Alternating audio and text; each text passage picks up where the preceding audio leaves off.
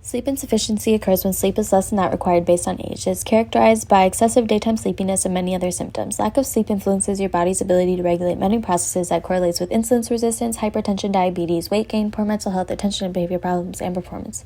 Biologically, there is a shift in melatonin peak levels from ages 12 to 20 to later in the evening. The drive for sleep after extended hours of sleeping also declines, taking older adolescents longer to fall asleep.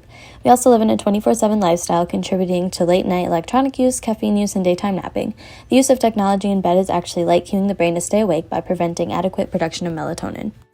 Our focus is on students in the U.S. because of early school start times before 8:30 a.m., seen on the map to correlate with insufficient sleep. However, it is important to note that not only young people and students are affected. Eastern America tends to have a slightly higher prevalence, but other countries also have high prevalence.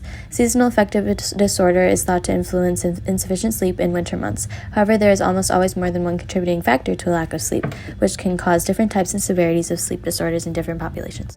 This affects 50 to 70 million Americans, about 73% of high school students compared to 60% of college students and 57.8% of middle school students, also 30% of adults.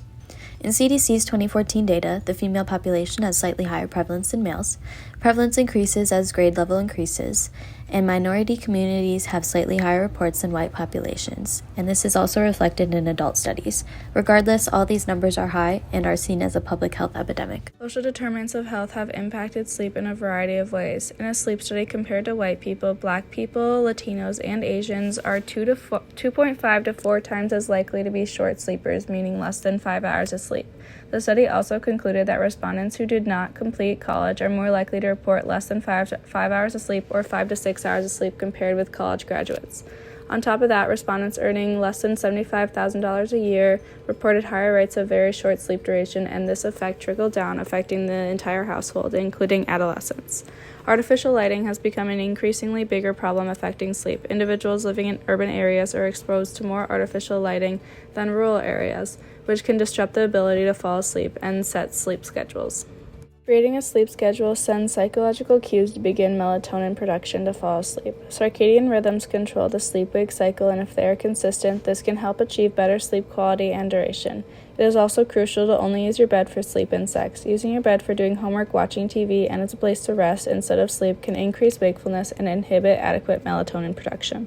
Public health nurses can promote adequate sleep in high school students and young adults through education on the importance of sleep and the factors that contribute to insufficient sleep, such as emotional stress, poor diet, lack of exercise, and many more. Although education can go a long way, it does not always influence change in individuals, which is why a problem like insufficient sleep may require a passive primary prevention, such as schools changing their start times. If public health nurses worked with schools to have them start later, this would allow students to be able to get enough sleep without having to change their behavior.